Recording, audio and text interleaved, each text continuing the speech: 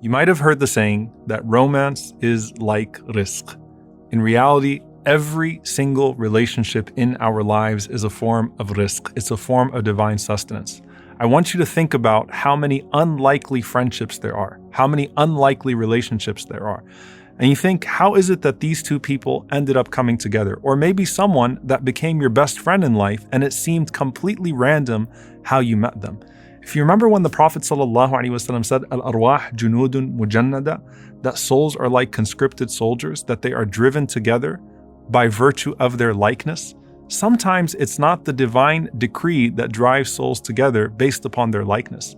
Sometimes it's actually someone's dua that drives two people to each other. The Prophet ﷺ said about our mother Khadija radiallahu ta'ala anha, وَإِنِّي قَدْ رُزِقْتُ حُبَّهَا, that verily I was sustained by her love.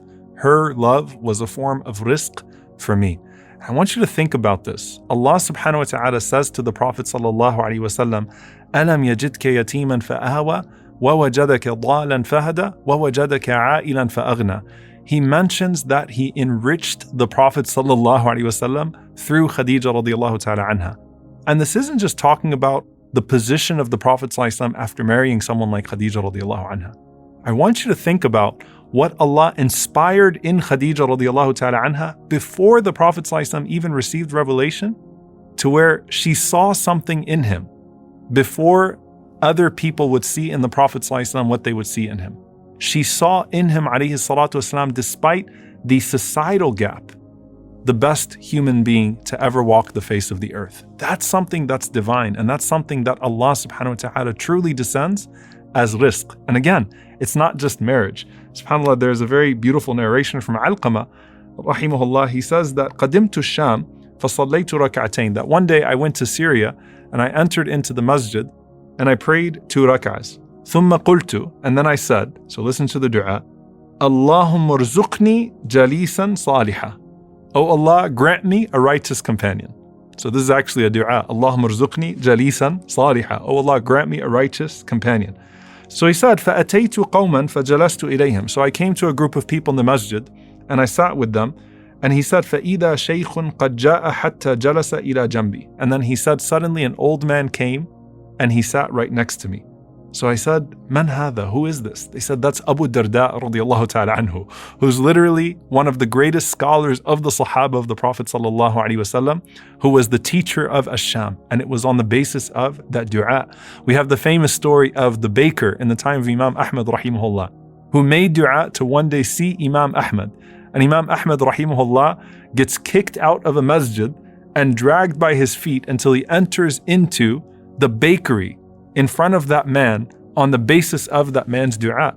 Sometimes it's a dua that drives someone to you or drives you to someone, because realize it's not just your heart that has to click, it's someone else's heart that has to click. Now, subhanAllah, as you go through the different du'as that pertain to marriage, they're actually remarkably unspecific. What do I mean by that? Usually when people make dua for a spouse, they make dua for a very particular person and they are desperate for that person, because love can drive you crazy. So you're sitting there and you're saying, oh Allah, give me this person. And you're putting on the blinders. So like the opposite of istikhara, where you're trying to make the best decision, you're putting on the blinders to all the potential pitfalls. Maybe you're not even listening to people that are pointing out to you some potential problems, or it all seems to be just right. But the point is that you're so desperate for that person. And when you look through the du'as that we learn from the Quran and the Sunnah, they're actually not specific. They're actually very general. And that's for our best interest. And that's part of that tawakkul in Allah subhanahu wa ta'ala. And so of the greatest du'as for marriage is the one that we actually learned from Musa alayhi salam, where Musa alayhi salam is in Madian.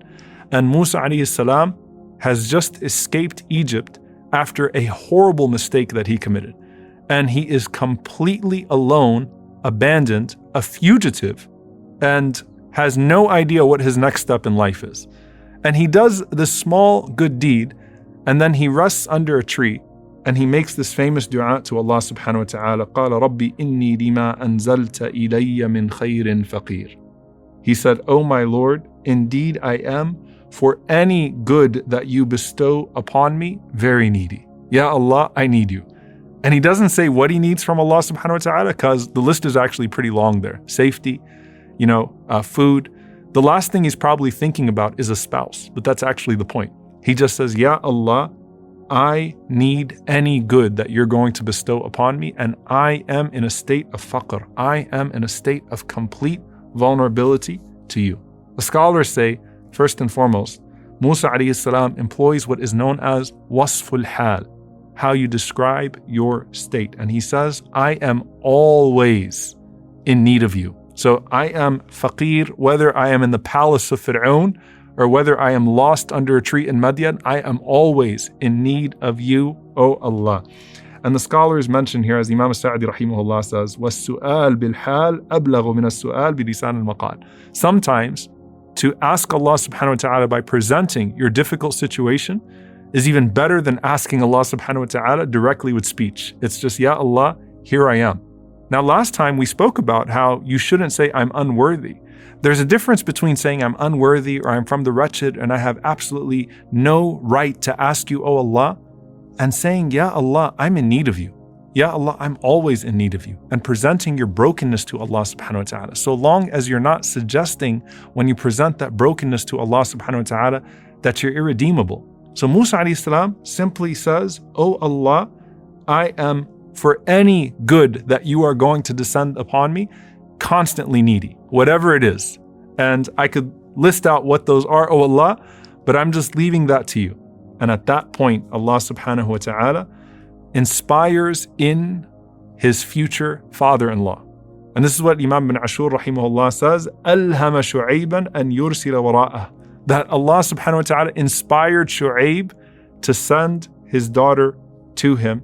And that's why the ayah says, فَجَاءَتْهُ إِحْدَاهُمَا, that one of the two women came to him. The letter fa here indicates that it was a result of his dua. So if you could see the dua in working, Musa alayhi salam calling out to Allah subhanahu wa ta'ala with a general dua that I'm needy and whatever it is that you're going to send me, I'm going to be pleased with. I need it from you, O Allah.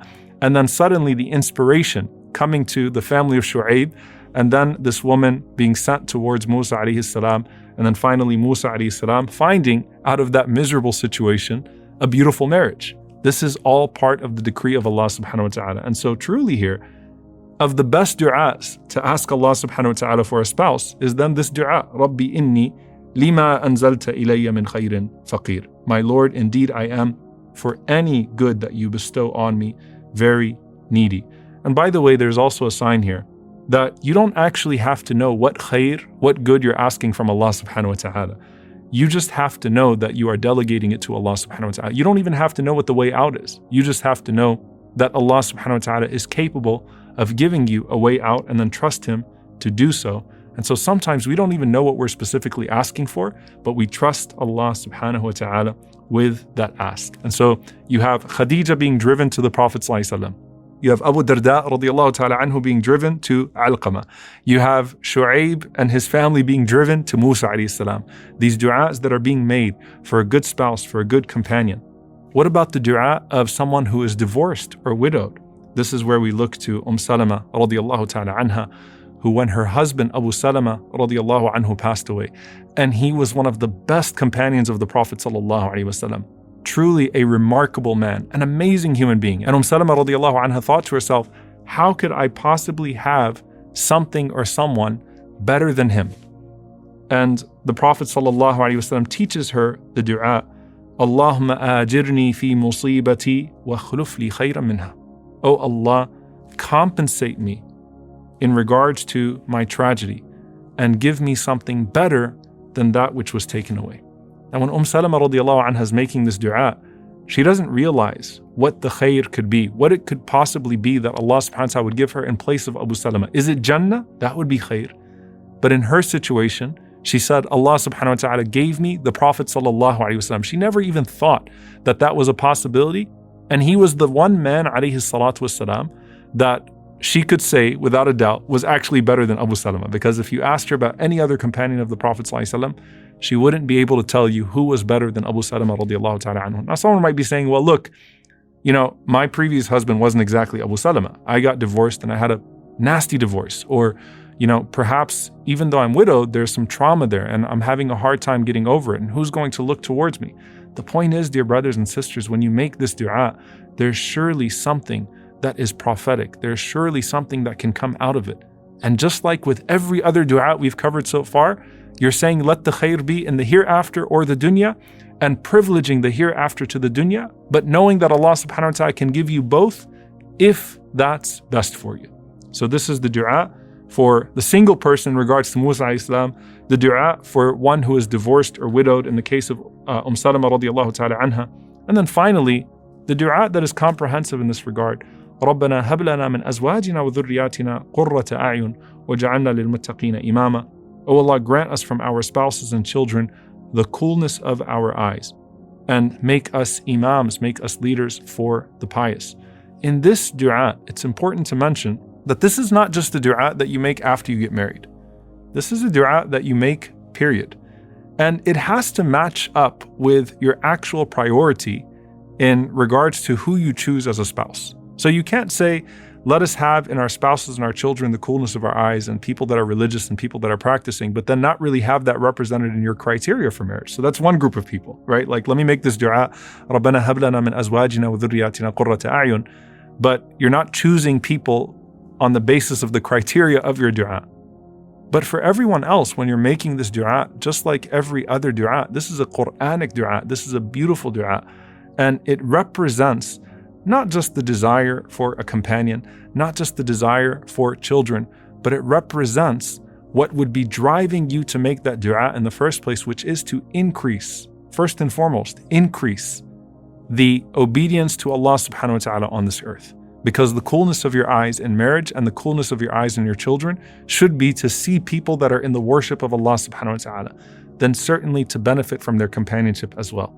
But you keep on making that dua whether you're married or you are not married, and certainly Allah subhanahu wa ta'ala will continue to bestow upon you as a result of it what you were seeking from that dua in the first place. But you don't have to be specific to have that blessed sustenance from Allah subhanahu wa ta'ala. Allah azza wa jal knows what and who is actually best for you in this life and in the hereafter.